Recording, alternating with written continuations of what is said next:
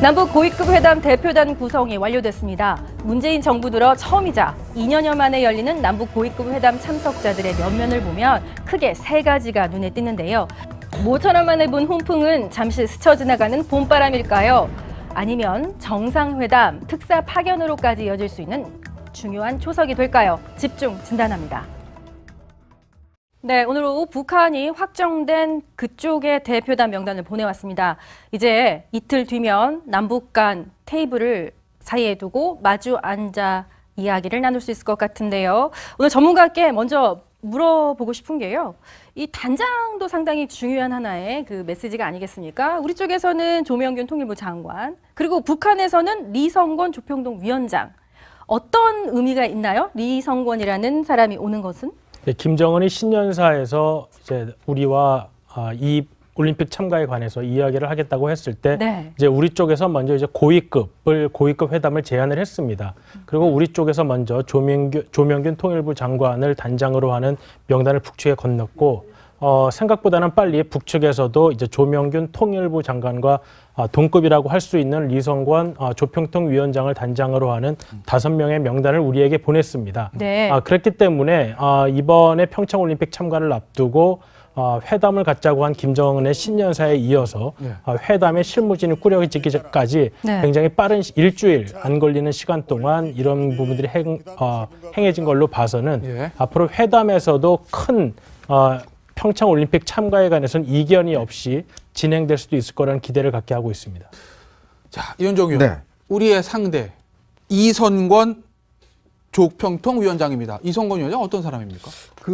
아무래도 북한에서 이제 보면 그 회담 일꾼이라고 합니다. 회담 일꾼이요. 왜냐하면 이제 북한 같은 경우는 남북 회담을 위해서 전문적으로 회담만 하는 이런 사람들을 많이 키우죠. 네. 이제 그 사람 중에 한 사람입니다. 그러니까 김영철 전 정찰국장의 측근으로 알려졌고 지난번 이제 여러 가지 회담에 이제 배석을 했던 그런 상황인데 이번 같은 경우에 이제 회담 위원장으로 이제 나서게 됐죠. 그리고 나온 전종수 조평통 부위원장 같은 경우는 이 아버지가 전일철 전 북한 외무성 부부장입니다. 그다음에 거기에 이제 아들인데 이 사람도 마찬가지로 또 그동안 회담 일꾼으로 커온 사람입니다.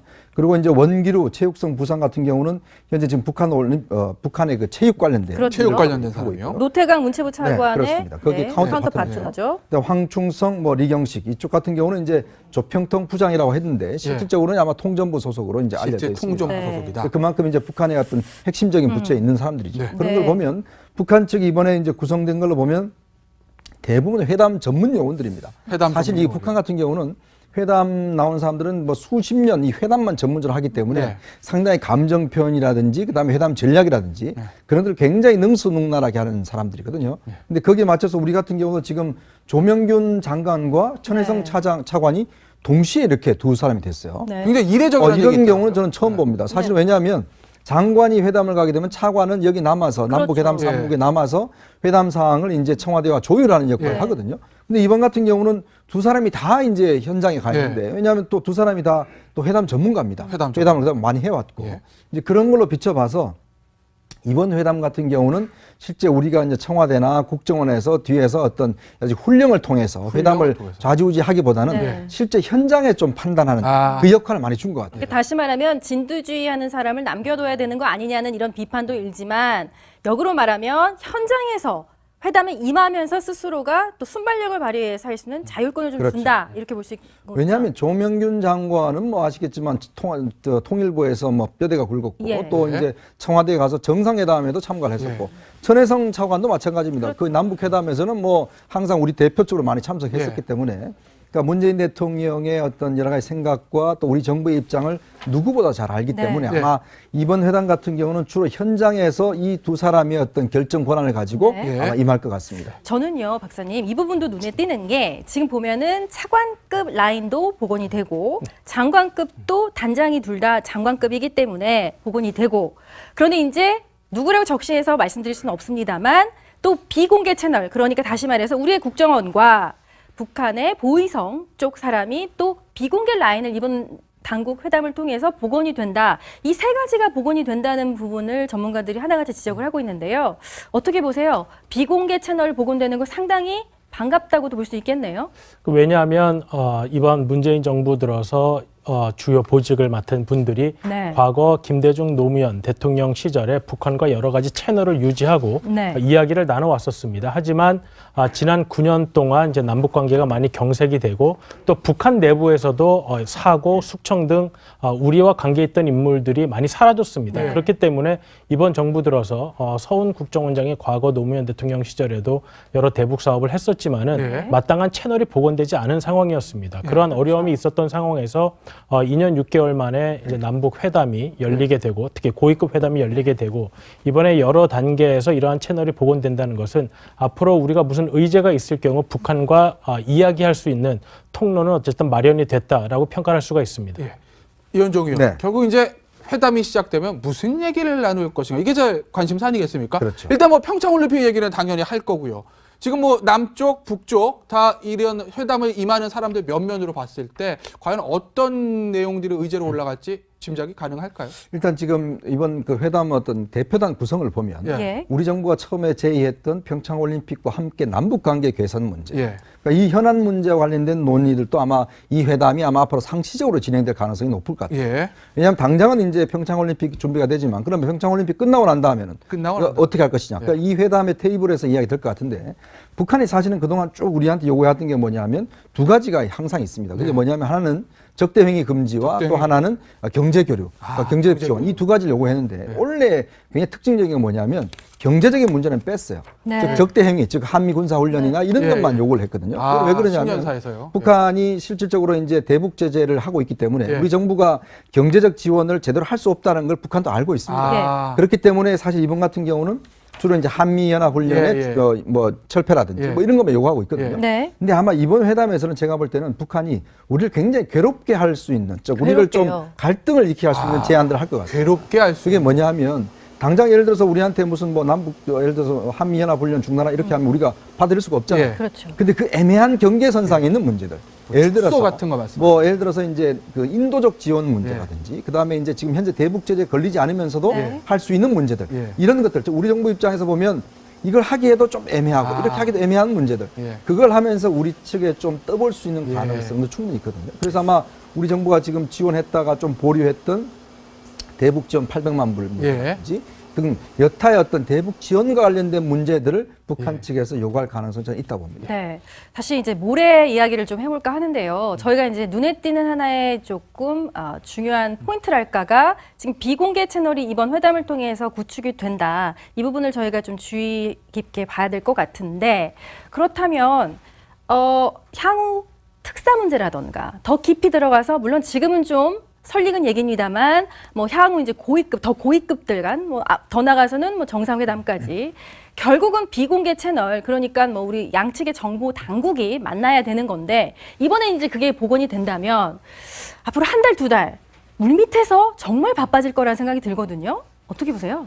지금 이번에 이제 김정은 신년사에 이어서 이렇게 회담이 급속도로 진전이 되면서 네. 사실 여러 가지 기대가 커지고 있는 것은 사실입니다. 예. 단순히 평창 올림픽뿐만 아니라 평창 올림픽을 넘어서 남북 관계의 개선 그리고 혹시 비핵화 그다음에 남북 정상회담에 이르기까지 여러 가지 의제를 논의할 수 있는 장이 열리는 것이 아닌가 하는 이야기가 많이 나오고 있습니다. 예. 물론 이제 우리 정부나 네. 이번 정부에 가까운 분들 쪽에서는 김정은의 어떤 생각을 바꾸기 위해서는 정상회담이 좀 필수적으로 필요하다. 네. 적어도 특사를 보내서 김정은의 생각을 읽어보는 것이 필요하다라는 의견이 많이 나오고 있는 상황입니다. 그렇기 때문에 그러한 가능성을 타진해보는 것 자체가 이번 회담에서 특히 비공개 채널을 계속해서 가동할 수 예. 있느냐. 이제 시작이 된 네네, 거죠. 이런 네. 문제에 대해서 아마 우리 정부 쪽에서는 굉장히 관심을 가지고 있을 것입니다. 하지만 그 김정은 신년사에서 보더라도 북한이 핵무장을 하는 것과 이번 평창 올림픽 하는 것은 굉장히 구분을 해서 네. 예. 이야기를 했기 때문에 이번에 북한을 대표해서 나오는 대표단이 과연 어느 정도까지 우리의 그 뜻에 맞게 회담의 여러 가지 의견 그리고 북한의 의사를 전달해 줄지는 아직은 미지수라고 할 수 있겠습니다. 네. 물론 이제 평창을 매개로 한 회의고 회담이긴 하지만 눈에 띄는 게 또 하나 있죠. 그러니까 우리 쪽에서도 국방부 인사가 들어가지 않고 저쪽에서도 전혀 군하고 연관이 없는 사람들만 보내는 건데 그렇다면 이번 회담에서는 정말 둘 다 잘 해보겠다라는 의지가 벌써 익힌다 이렇게도 볼 수 있지 않을까요? 글쎄요. 일단 뭐 지금 현재로 봐서는 이제 아마 김정은이 평창 문제는 직접 이야기를 했기 때문에 예. 그거에 대해서는 뭐 적극적으로 나올 가능성이 있지만 여타의 문제에 대해서는 제가 볼 때는 뭐 그렇게 전망이 이렇게 밝지는 않습니다. 네. 왜냐하면 결국 지금 미국에서도 여러 차례 이제 이야기를 했지만 과거의 실패를 되풀이하지 되풀이하지 말아야 된다라고 이제 트럼프 대통령이 문재인 대통령 이제 전화 통화에서 이야기를 했지 않습니까? 네. 그건 뭐냐면 결국은 북한의 어떤 전략이라는 게 이번에 좀 눈에 보이거든요. 사실 예. 이제 남북 대화를 통해서 뭔가 제재의 어떤 좀 느슨하게 만든다든지 또 네. 한미 간의 균열을 일으킨다든지 또 그 실제 군사회담의 어떤 연기나 축소 네. 이런 것들을 실질적으로 얻는다든지 이런 거 예. 아니겠습니까? 자, 그런 상황에서 우리가 덥석 문제에 대해서 만약에 북한과 많은 다양한 주제에 대해서 이야기를 할 경우에 네. 사실은 북한이 노리고 있는 거기에 페이스에 말려들어갈 가능성이 있다는 것이죠. 예. 그렇기 때문에 이제 미국에서도 이번에 어떤 남북 회담의 의제 자체는 예. 일단 평창으로 했으면 좋겠다라는 게 평창으로 제가 했으면 알기로는 그런 내심이 어떤 있는 예. 것 같아요. 왜냐하면 네. 너무 주제를 확대해 버리면 예. 여기에 결국은 미국이 개입할 수밖에 없고 만약에 우리 입장도 마찬가지로 그러면 그 회의하면서 우리 측 입장이 있어야 될 텐데 예. 그러면 현실적으로 지금 하고 있는 대북 제재나 이런 것들은 그럼 어떻게 어떻게 다 하느냐. 철폐할 수밖에 없는 상황이 되지 않겠습니까? 그렇지만 우리가 지금 524 제재도 하고 있죠. 개성공단도 지금 폐쇄했죠. 자, 그런 상황에서 우리가 줄 수 있는 카드는 별로 없거든요. 예. 그래서 아마 이번 정부는 일단 북한의 의도를 좀 타진하는 아마 그런 쪽에서 의도를 타진하는. 이번 회담은 정도의 어떤 가이드라인을 삼지 않을까 네. 싶습니다. 일단 남북 관계에 훈풍이 분다는 어떤 그런 관측이 있긴 한데 전혀 반대 얘기도 있습니다. 아직까지 조심해야 된다. 고비는 남아 있다라는 전문가 얘기들이 있는데요. 그 얘기 잠시 들어보겠습니다. 오는 9월 9일 정권 수립 70주년을 전후해서 북한이 위성 발사라는 미명하에 새로운 이제 장거리 탄도로켓을 시험 발사할 가능성이 있습니다. 그렇게 되면은 미국은 또다시 유엔 안보리에서 보다 강력한 대북 제재를 채택할 거고요. 그러면은 북한은 그에 반발해서 태평양에서 소폭탄 실험을 감행할 가능성도 배제할 수 없습니다.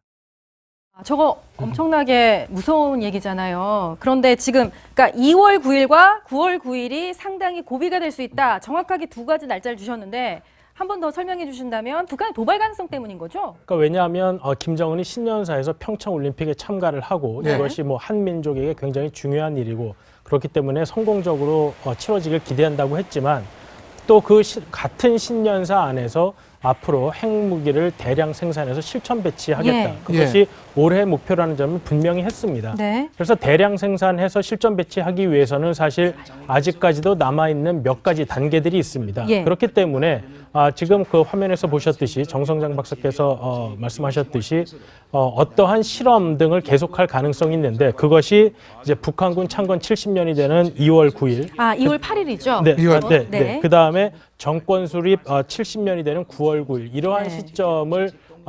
시점에 북한이 또 다른 테스트를 할 가능성은 여전히 남아 있다. 평창 올림픽 참가 때문에 북한이 핵무장에 필요한 여러 가지 도발을 안 할 가능성이 높아졌다라고 말하기는 여전히 어려운 상황인데 이렇게 판단을 하고 있는 것입니다. 네. 일각에서 미국의 북한에 대한 군사 조치 중에서 코피 작전이라는 것을 얘기하는 사람이 있었습니다. 뭐 지금 남북 관계의 개선에 훈풍이 불고 있긴 한데 아직도 그 코피 작전은 유효하다. 이런 미국의 분석이 있는데요. 그 얘기 잠시 들어보겠습니다. Preemptive. No, I wouldn't say zero. I wouldn't say zero. There's a lot of talk in Washington about the idea of a so-called bloody nose, of trying to find some military strike to punish North Korea and scare them. Under 5% at the moment, but what do you think would be the tipping point to seriously consider that option? If North Korea threatens to transfer their capability to another, like to Syria, or transfer their missiles or their weapons abroad too much, if they are too aggressive. 네, 그들이 호전적이라면 계속된 호전적인 행위를 한다면이라는 전제 조건을 달았고 훈풍에 대한 찬물은 아니지만 이 대화를 어떻게 보면 굉장히 조심스럽게 낙관한다 내지는 조심스럽게 비관한다라는 분위기도 저는 읽히거든요. 그러니까 미국 쪽에서는 지금 일단은 올림픽을 매개로 대화하는 것은 좋지만 결국은 북한의 도발은 계속될 것이다. 브레이크드루는 없을 것이다. 이렇게 보는 게 맞을까요? 그렇다면 우리랑 상당히 시각차가 여전히 있는 거네요. 그러니까 우리도 일단은 기대와 가능성이 좀 다른 말 같은데요. 네. 예. 이번에 이제 올림픽을 매개로 한 남북 회담이 남북 관계 개선 또 비핵화 회담까지 이어졌으면 좋겠다는 기대를 가지고 있지만 네. 과연 현재 북한의 태도로 보았을 때 그럴 가능성이 높으냐 하는 예. 것은 다른 문제인 것 같습니다. 네. 그에 반해서 이제 미국은 과거의 실패를 되풀이해서는 안 된다는 말도 했듯이 예. 북한이 협상으로 나온다는 것 자체에 대한 기대감이 굉장히 적은 것이 사실입니다. 예. 왜냐하면 지금 북한이 작년에 해온 일련의 실험들을 보았을 때 북한이 그것들을 갑자기 포기하면서 특히 네. 외부의 압박 요인이 아닌 내부의 자체적으로 네. 어떤 선의에 의해서 남북관계 네. 개선을 목적으로 비핵화 협상에 나온다는 기대를 가지고 있지 않기 때문에 네. 미국에서는 혹시라도 한국 정부가 이러한 기대에 너무 좀 집중한 나머지 예. 남북 올림픽 평창 올림픽에 북한 참여에만 네, 네. 집중해야 할 회담이 네. 조금 더 선을 넘어서는 예. 관계가 있지 않을까 하는 우려가 있는 것은 사실입니다. 네, 여기서 이제 코페 작전이라는 것은 김정은에게 한 방 날리겠다. 군사적인 공격을 통해서 특정 시설물을 폭파하는 이런 식의 군사적 작전을 쓰겠다는 미국 쪽의 여러 가지 옵션 중에 하나인데요. 그것이 아직도 여전히 워싱턴에서는 이야기되고 있다는 이 점을 또 우리도 감안하면서 이 훈풍을 정말 계속 이어가도록 노력을 해야 될 것 같습니다. 남북 고위급 회담 대표단 구성이 완료됐습니다. 문재인 정부 들어 처음이자 2년여 만에 열리는 남북 고위급 회담 참석자들의 면면을 보면 크게 세 가지가 눈에 띄는데요. 모처럼 만에 본 훈풍은 잠시 스쳐 지나가는 봄바람일까요? 아니면 정상회담, 특사 파견으로까지 이어질 수 있는 중요한 초석이 될까요? 집중 진단합니다. 네, 오늘 오후 북한이 확정된 그쪽의 대표단 명단을 보내왔습니다. 이제 이틀 뒤면 남북 간 테이블을 사이에 두고 마주 앉아 이야기를 나눌 수 있을 것 같은데요. 오늘 전문가께 먼저 물어보고 싶은 게요. 이 단장도 상당히 중요한 하나의 그 메시지가 아니겠습니까? 우리 쪽에서는 조명균 통일부 장관, 그리고 북한에서는 리성권 조평동 위원장. 어떤 의미가 있나요? 리성권이라는 사람이 오는 것은?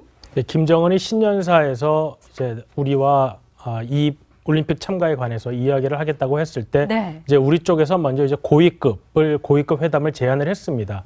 그리고 우리 쪽에서 먼저 조명균 통일부 장관을 단장으로 하는 명단을 북측에 건넜고 생각보다는 빨리 북측에서도 이제 조명균 통일부 장관과 동급이라고 할 수 있는 리성권 조평통 위원장을 단장으로 하는 5명의 명단을 우리에게 보냈습니다. 네. 그렇기 때문에 이번에 평창올림픽 참가를 앞두고 회담을 갖자고 한 김정은의 신년사에 이어서 회담의 실무진이 꾸려지기까지 네. 굉장히 빠른 일주일 안 걸리는 시간 동안 이런 부분들이 행해진 걸로 봐서는 예. 앞으로 회담에서도 큰 평창 올림픽 참가에 관해서는 이견이 없이 진행될 수도 있을 거라는 기대를 갖게 하고 있습니다. 자, 이현정 의원. 네. 우리의 상대 이선권 조평통 위원장입니다. 이선권 위원장 어떤 사람입니까?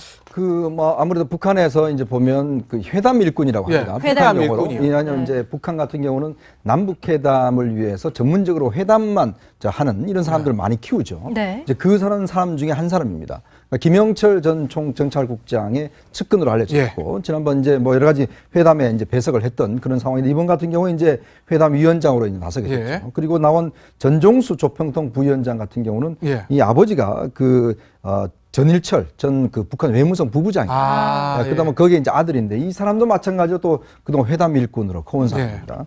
그리고 이제 원기루 체육성 부상 같은 경우는 현재 지금 북한의 그 체육 관련된 그렇죠. 체육 관련된 사람이요. 노태강 문체부 차관의 그렇습니다. 거기 카운터 파트너죠. 황충성, 리경식 이쪽 같은 경우는 이제 조평통 부장이라고 했는데 실질적으로는 아마 통전부 소속으로 이제 알려져 있습니다. 통전부 네. 소속이다. 그만큼 이제 북한의 어떤 핵심적인 부처에 있는 사람들이죠. 네. 그런 네. 걸 보면 북한 측이 이번에 이제 구성된 걸로 보면 대부분 회담 전문 요원들입니다. 회담 사실 전문 이 북한 같은 경우는 회담 나온 사람들은 수십 년 이 회담만 전문적으로 하기 때문에 상당히 감정 표현이라든지 그다음에 회담 전략이라든지 그런 것들 굉장히 능수능란하게 하는 사람들이거든요. 근데 거기에 맞춰서 우리 같은 경우도 지금 조명균 장관과 천혜성 차관이 동시에 이렇게 두 사람이 됐어요. 네. 굉장히 이례적인 이런 경우는 저는 처음 봅니다. 사실 왜냐하면 장관이 회담을 가게 되면 차관은 여기 남아서 남북 회담 그렇죠. 사무국에 남아서 회담 사항을 이제 청와대와 조율하는 역할을 예. 하거든요. 근데 이번 같은 경우는 두 사람이 다 이제 현장에 가 있는데 왜냐하면 또 두 사람이 다 또 회담 전문가입니다. 회담을 그다음 많이 해왔고 예. 이제 그런 걸로 비춰봐서 이번 회담 같은 경우는 실제 우리가 이제 청와대나 국정원에서 뒤에서 어떤 아주 훈령을 통해서 회담을 좌지우지하기보다는 네. 실제 현장에 좀 판단하는 그 역할을 많이 준 것 같아요. 그러니까 다시 말하면 진두지휘하는 사람을 남겨둬야 되는 거 아니냐는 이런 비판도 일지만 역으로 말하면 현장에서 회담에 임하면서 스스로가 또 순발력을 발휘해서 할 수 있는 자율권을 좀 그렇죠. 준다 이렇게 볼 수 있고 왜냐하면 조명균 장관은 뭐 아시겠지만 통일부에서 뭐 뼈대가 굵었고 예. 또 이제 청와대에 가서 정상회담에도 참가를 했었고 천혜성 차관도 마찬가지입니다. 그 남북회담에서는 뭐 항상 우리 대표적으로 많이 참석했었기 때문에 그러니까 문재인 대통령의 어떤 여러 가지 생각과 또 우리 정부의 입장을 누구보다 잘 알기 때문에 아마 이번 회담 같은 경우는 주로 현장에서 이 두 사람의 어떤 결정 권한을 가지고 아마 임할 것 같습니다. 저는요, 박사님, 이 부분도 눈에 띄는 게 지금 보면은 차관급 라인도 복원이 되고 장관급도 단장이 둘 다 장관급이기 때문에 복원이 되고 그런데 이제 누구라고 적시해서 말씀드릴 수는 없습니다만 또 비공개 채널 그러니까 다시 말해서 우리의 국정원과 북한의 보위성 쪽 사람이 또 비공개 라인을 이번 당국 회담을 통해서 복원이 된다. 이 세 가지가 복원이 된다는 부분을 전문가들이 하나같이 지적을 하고 있는데요. 어떻게 보세요? 비공개 채널 복원되는 거 상당히 반갑다고도 볼 수 있겠네요.